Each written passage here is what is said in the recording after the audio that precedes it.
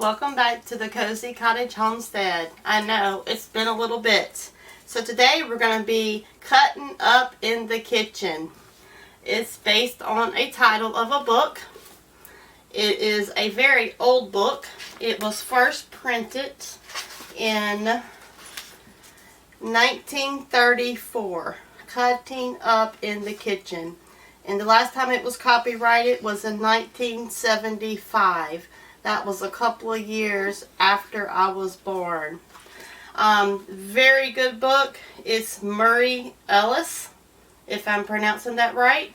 I think I paid $1 for this book, and I was so excited. It had a wealth of information, a lot of the older fashioned ways of doing things, the old methods. So this is a vintage book on before homesteading was a clique or the thing.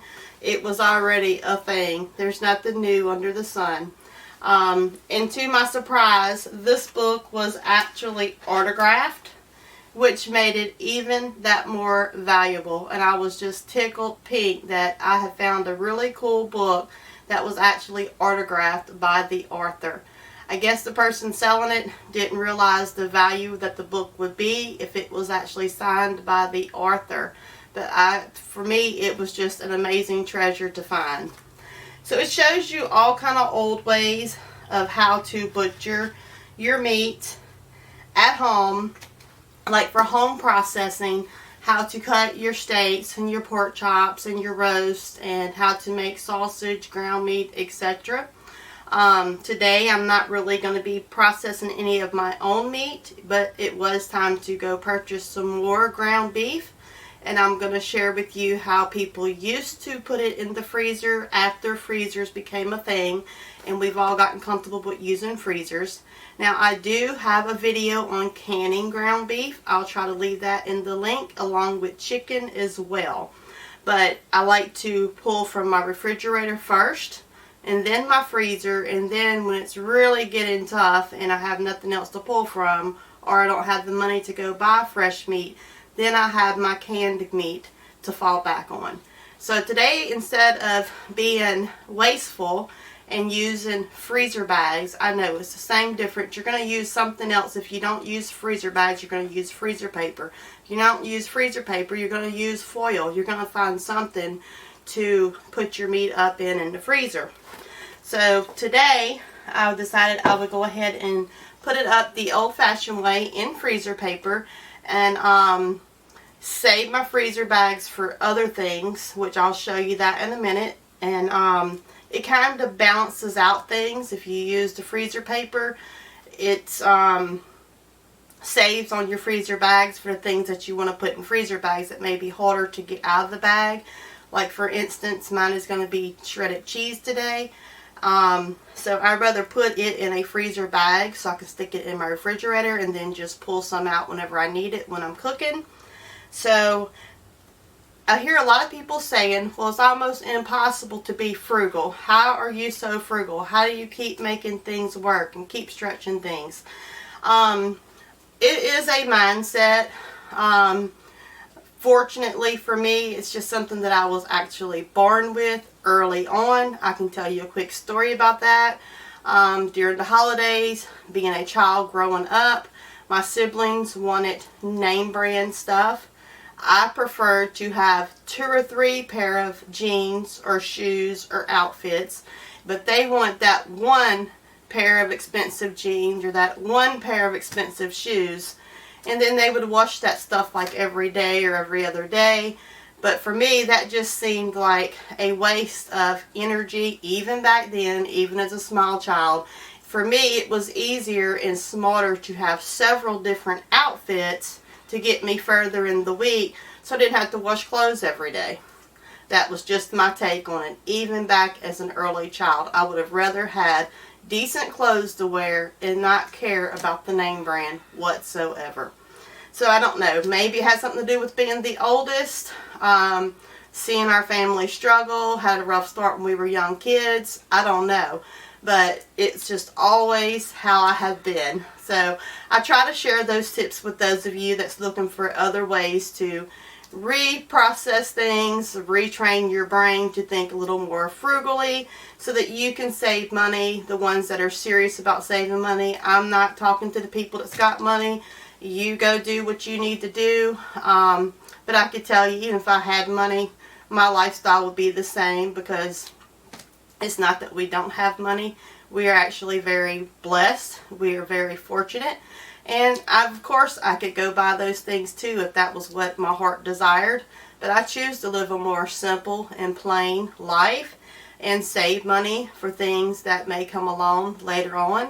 And I always like to have a cushion. So for me, it's just smarter to be frugal, and it's just a way of life. So this is 5 pounds of ground meat. Some people would just pinch off the end and cook a little bit and leave it in their refrigerator. And chances are the next day they may not want to use something with ground beef. And then the very end of it would be getting kind of yucky from being exposed to the air and just the lights, being unpackaged. And then they would cut a big chunk off because that piece would be wasted. They would lose like a half a pound or so. So to me, that's not being frugal. So as soon as I buy it, the day of or the next day, I bring it home and I divide it up. Now again, this is 5 pounds, but I'm going to make 6 packs of ground meat. Is anybody going to be feeling cheated because the recipe said use 1 pound of ground meat? Probably most people would not even notice it. So I'm going to be frugal and get 6 packs of meat. Basically, I'm going to pretend like it's 6 pounds, but it's going to be 6 packs instead of 5. So that's going to stretch this even further. I've done this since I was very, very young, early on into becoming a homemaker, and no one really notices the difference. You know, if you're going to make hamburgers, you just pull out 2 packs of meat, depending on how many people you're feeding. There was a time I would have cooked this whole entire pack for a barbecue or something. So it just depends on what you want it for and what you need it for. But right now, I think is a good time for us to start thinking of not rationing out our food, but with the prices of things, everything's so expensive. Think beyond just what you're used to thinking. You know, if the recipe says you've got to have 1 pound, it's not going to matter if you use 3/4 of a pound. Most people are not even going to notice. The recipe is still going to do just fine. It's still going to taste wonderful. And no one's probably not even going to know the difference. But then you get to smile and pat yourself on the back because you just provided an extra meal for your family, because you would have only had 5 and now you're going to have 6. So today I'm going to wrap it the old-fashioned way in freezer paper. It's just for those that are interested in getting away from plastic products or just wanting to save money in that area. I have both freezer bags, freezer paper. So I try to save the freezer bags for things that are going to be put back in the refrigerator after I take it out of the freezer. Now the ground beef, I would not reuse those freezer bags. I would throw them in the trash. But if it had fruit or cheese in it, I would wash out those bags and reuse them and get a few more usages out of it. But in this case, since I would be throwing away the bag anyway if it has the meat in it, it would be smarter for me to use the freezer paper, because I'm going to throw it away anyway, and save my bags for something else. So I don't weigh it. I'll be honest with you. A lot of people, it's got to be exact. And I have a visual of things, so I just cut it in half. Very simple. This is going to be so kindergarten for some of you, I know. But there are lots of people that don't know and have never thought of it. So that's why I like to share these kind of things with people. And then this is basically going to be 2.5 pounds each. And I need 3 of these so that I get my 6. So you can do it a couple different ways. You can cut it in half, and then you can roll it over and smush it back together and make a visual of 3. Or you can just go ahead and do a visual right here and cut this half into 1/3, which is how I do it. Everybody can just do it however. And by all means, if you want to weigh it out and make sure it's exact and that bugs you, then go ahead and weigh it. There's no I'm going to say there's no right way or wrong way. I'm not here to tell you you have to do it my way or the highway. Believe me, I've run into a lot of those people in my life. I don't want to be that person. I'm just trying to share tips that will help you stretch your budget, stretch your food, so that you can still have plenty of food to feed your family. And maybe give you some ideas of something you may not have thought of. Now, if it was just 1 or 2 people in your family, you probably could cut these in half again if you were making a small meal. But I tend to cook a pretty good sized meal because we usually always have leftovers for the next day. So I always try to get close to that 1 pound, but not exact, depending on what I'm cooking. Another point, I'll go ahead and grab my freezer bags. I already have them cut, and I will try to talk while I do this, see if I can do it without making too much of a mess. That might roll up, but oh well. Another thing with me that's different than most people is a lot of people have to have steak. They have to have a whole chicken breast. They have to have a whole pork chop. Another way that I save money is I purchase a roast, cut my own pork chops or my own steaks, and instead of giving everybody one steak, I would rather cut that up and make it into a gravy, or cut it up and make it into a jambalaya, and make that meat stretch further. Instead of everybody getting one chicken breast, I would rather cut that up. And then it would make a whole meal with your rice and your vegetables and your seasoning. Alright, I'm going to move the camera a little bit closer so y'all can see what I'm doing here. And give y'all a better idea of what I'm doing. I'm not the best at wrapping, but it works for me. And I will bring y'all closer so y'all can see. Okay, so if you wrap it up tightly, you will not have to worry about re-wrapping it by putting a freezer bag over it. But if you did put a freezer bag over it, it would not be touching your meat, so then it would be okay. Then you can still reuse that bag. And I'll show you on the next one how I did this. A little bit more in detail. My tape is acting like it's not wanting to stick too good.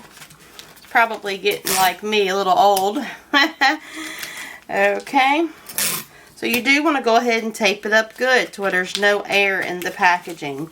And then mark it to where you know this is your ground beef. And I probably will stick it in a freezer bag because I do have extra. But if I did not have freezer bags, I would not worry about it. I just like to kind of flatten it just a little bit. Turn it actually sideways so it won't have so much excess on the side. So you want to grab your 2 longest ends. I guess y'all can see that. Even it up and leave the sides open. It's going to let the air escape out. And then start folding it down tightly as you can get it. Fold it, fold it, fold it. And then I go ahead and grab a piece of tape just to hold it for right now. And it pushes all the air out. On the ends, you want to make a little point. Do the same thing, one end at a time. Roll it up tight to get all of the excess air out. And tape it. And tape it really good. Turn it over to the other side. Make another little point. Try to push all the air out before you roll it up. Don't tape it too good right here because it'll let the air escape as you fold it up. And that's why you don't want to tape it up too good until you get it all done. And then after you get it all done, then go ahead and put you some extra tape on it. I have 2 or 3 more. Actually, I think I have 2 more rounds of the ground beef that I got to restock inside the freezer. Whenever I can catch it on sale, I will purchase it ahead of time and then I will can it. And I'll try to remember to leave that link to the video on canning ground beef.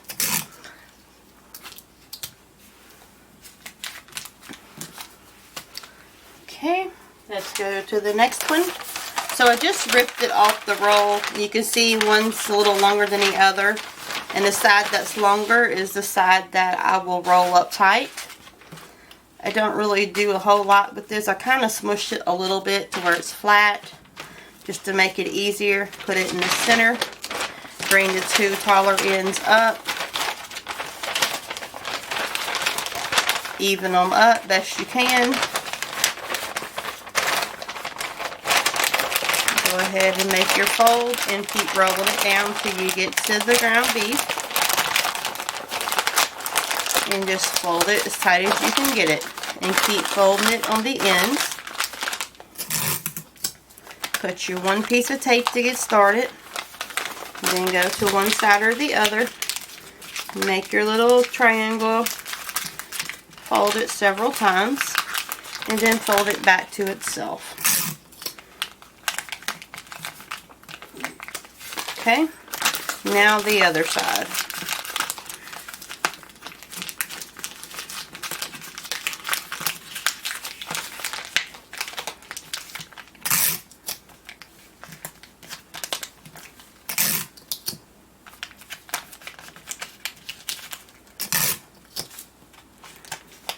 I know this is going to seem very, very simple to a lot of people, but a lot of the homesteaders that process their own meat, this is a very frugal way. I'm not going to say everyone does it this way, but even if you were to get your meat processed in a processing plant, 9 times out of 10, when you get your meat back from the butcher, it's going to be in freezer paper.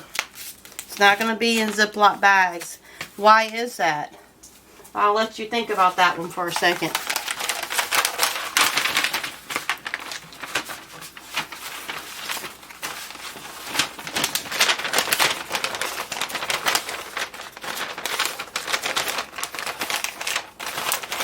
So why does the butchers use freezer paper?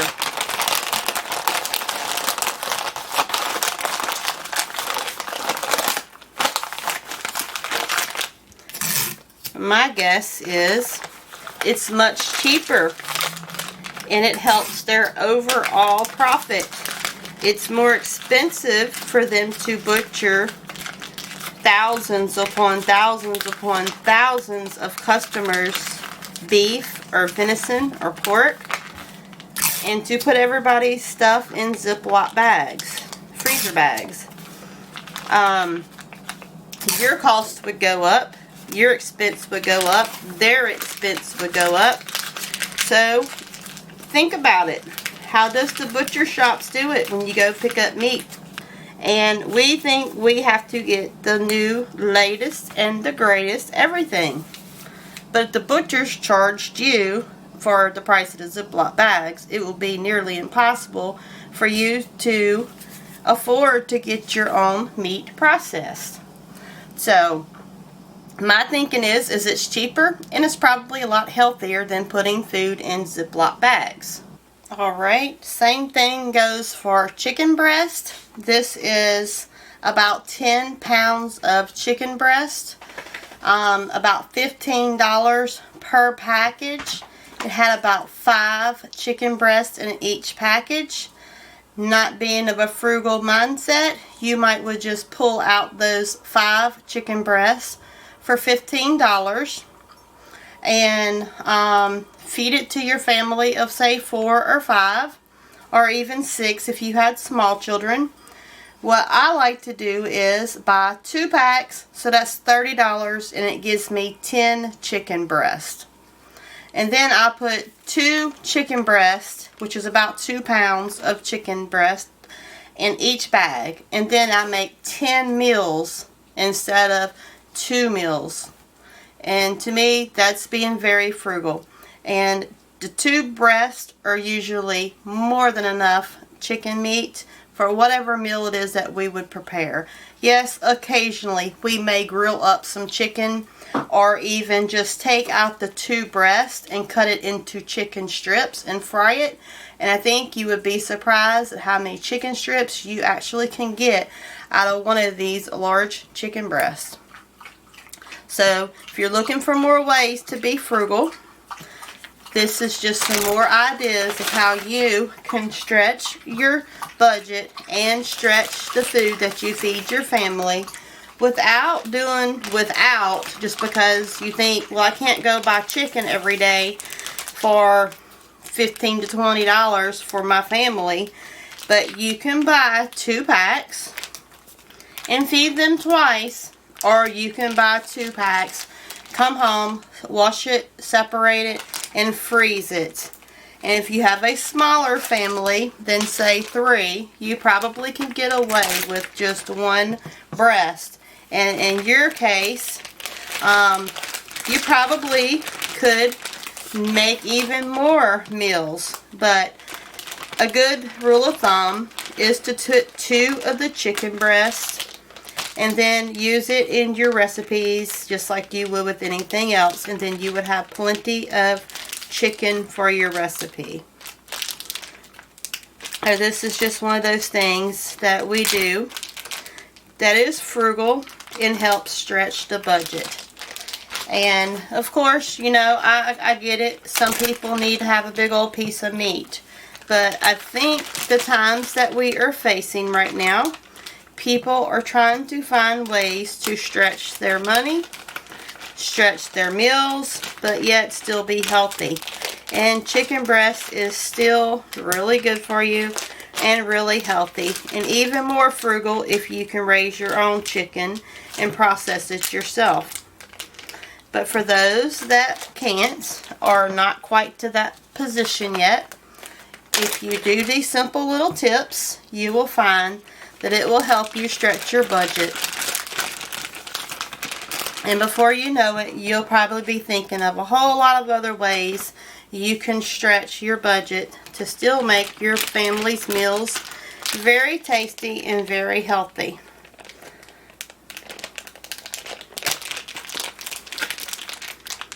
So in my case, because I do like to cook a good bit, this is going to make me at least 5 meals with at least 2 pounds of chicken meat in each meal. Now, mind you, I do usually cook enough because I'm used to cooking for a lot of people so that we can have leftovers for the next day for either our lunch or even for our supper meal. So I could even go a little bit more and get 10 packs, but I don't want to cheat us too much of feeling like we don't have any meat in our food. So 2 works really well. And what would I use 2 for? Well, I would dice it up, use it in jambalaya, chicken fettuccine, chicken spaghetti, tetrazzini, chop it up, put it on pizzas, barbecue sandwiches, you name it, just like you would the other way. The only difference is we're not all getting one big old hunk of a chicken breast. We're cutting it up and spreading it out to make our food stretch further, to save us more money and become more frugal. Alright, cheese. In case you didn't know, cheese actually freezes very, very well. If you keep going back and forth to the store and buy packages of cheese that only hold, say, 2 cups of cheese, it's going to cost you anywhere from $4 to, say, $5 on average, depending on what type and what kind. We're just doing ballpark average. Or you could buy a big package. This is 5 pounds. Come home, separate it, put it in freezer bags. Again, if you were to just throw this in your refrigerator and kept pulling a little bit out every time you needed it, chances are it's going to spoil a lot quicker. If you go ahead and measure it out, put it in freezer bags, and stick it in your freezer, pull it out when you need it. We always keep one little baggie in the fridge just because we use it for burritos, breakfast burritos, on our pizza, cooking meals. Sometimes we put it on our grits. Just depends. But we always have some shredded cheese around the house. In the kitchen, that is. Not around the house. I'll make that a little bit bigger. It's a little messy. So the next day after I get groceries, I am a little busy. But I am preparing for my family. I am storing up, stocking up, making things stretch. This is a 2.5 cup measuring cup. It usually makes plenty enough cheese for whatever recipe you would need. So it's probably a little more than what you would get if you were to buy the little 16-ounce packs, because it's actually about 2.5 cups. And I just fill up my bags. And you can see it gives you plenty of cheese. So, I know someone's probably going to ask about with putting up the chicken and the ground meat. Well, wouldn't it last a lot longer if you used a vacuum sealer? Yes, it possibly would last longer, but if you put it in a freezer paper and then you put it in a freezer bag, your meat would not be touching your freezer bag, and you would be able to reuse your freezer bags. So to me, that is more frugal. In this book, Cutting Up in the Kitchen, they did not have freezer bags. They did not have the vacuum seal machines. I do have a vacuum seal machine. I hardly ever use it for several different reasons. It does require electricity. I am not off-grid, but I eliminate as much electricity as I possibly can by trying to do things the old-fashioned way. And the other thing is the bags that you buy for those vacuum sealers are way more expensive than freezer bags and way more expensive than freezer paper. And short of ordering it online, buying it in bulk that way to save money, you never know what you're going to get. You never know what company you're dealing with and what kind of business it actually is and where the business is, if it's in the United States or not. And locally, at most grocery stores, they have a hard time keeping it in stock. And it's not because people are not buying it. It's because they've had lots of problems with the chemicals that were used in the plastic. Even like this bag that this cheese is in. I'm sure it has something in it that's not good. So we just have to take our chances. But for me, it's just easier to go ahead and stick it in freezer bags and freeze it. Now I could also put it in freezer paper, but I like to put it in freezer bags so I can see what it is. And since it's cheese, I don't have a problem re-washing these freezer bags and reusing them. And we go through cheese pretty quick. But instead of running to the store, say every day or every week, because I need cheese for a recipe, I can just go grab a bag out my freezer because I bought it ahead of time in bulk. And then I'll know I have plenty of cheese for my recipes. Some are a little fuller, some are a little less, just depends. And then here at the end, I'll just try to equal it out and even it out. So we already have 1, 2, 3, 4, 5, 6 bags. And I'm definitely going to need a couple more. And you just do the amount of cheese that works for you. This is a 2.5 cup measuring cup. And I usually just fill it all the way up to the top. And it makes enough for my bag. Good use of the storage of the bag. And it's not overcrowded so that I can lay it flat in my freezer to get more room for storage in there. So you can see some stuff, I do have to say, buyer beware. Everything you buy in bulk is not cheaper. And some of the stuff, this particular item, the cheese, is cheaper. But some sometimes it's not cheaper. Sometimes it's just for the convenience. Sometimes you can buy stuff in a smaller package and it's cheaper. But in this situation, it does happen to be a lot cheaper to buy it this way. And then store it up and put it up for later in the freezer. That way I have it on hand. And the other thing is, by having it on hand and it freezing well, is every time you run to the grocery store, you know those places are designed to catch your attention. And then you end up buying way more than just, say, some cheese that you went in the store for. And if you fold the freezer paper correctly and try to get all the air out of it, it's going to do just as well as a vacuum sealer would do. Same thing with the cheese. I just mush all the air out of it.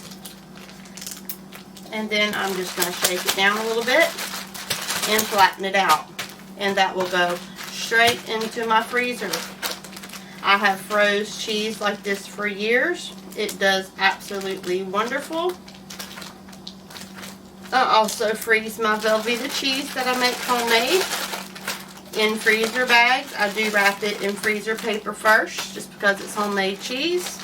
It's all natural. I know this has some processed stuff in it. I'm just human too, like everybody else. I do enjoy making my own cheese, but we also do enjoy having the shredded cheese. Now, in my younger days, I would buy the blocks of cheese and just shred it and do the same thing and put it in freezer bags. But now, y'all know, my hands give me problems. So now we just buy it in bulk because it is cheaper. And then I come home and do a little bit of work and freeze it. And I always try to remember to check to see if I have a little bag of cheese in my refrigerator before I stick it all in the freezer. But even if you forget, it doesn't take the cheese very long to defrost once you put it in your fridge.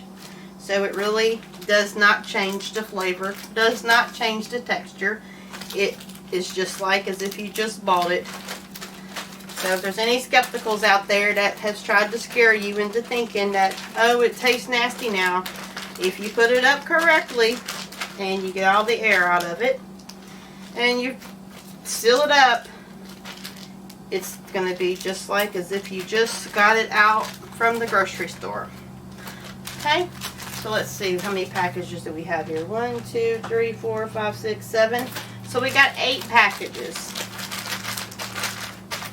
So 8 packages would have costed me just under, let's see, say around $5. So 5 times 8 is 40. This bag of cheese cost me just under $30. So it definitely saved me a lot of money. Cost me just a little bit of my time. And now I have enough cheese for probably 2 or 3 months. Just depends on what kind of recipes we need cheese for. So I hope y'all found this video helpful. Give you some more ideas on how to be frugal, how to stretch your money, how to stretch your meals. It's just for informational purposes. There's no right way, wrong way. I'm happy to have all of you here. Welcome to all the new subscribers. Welcome to my regular subscribers. Y'all know what's better than being frugal, right? Free. And it's free to like, share, subscribe, and leave me a friendly comment. And if you want to get a little more in-depth on any of my conversations or my content, please feel free to email me at the cozycottagehomestead@yahoo.com. And I'll be more than happy to have a more in-depth conversation with you there. So thank you so much for joining me today and hanging in there with me while I'm getting back on schedule. So farewell, Homestead family, friends, and neighbors from the Cozy Cottage Homestead.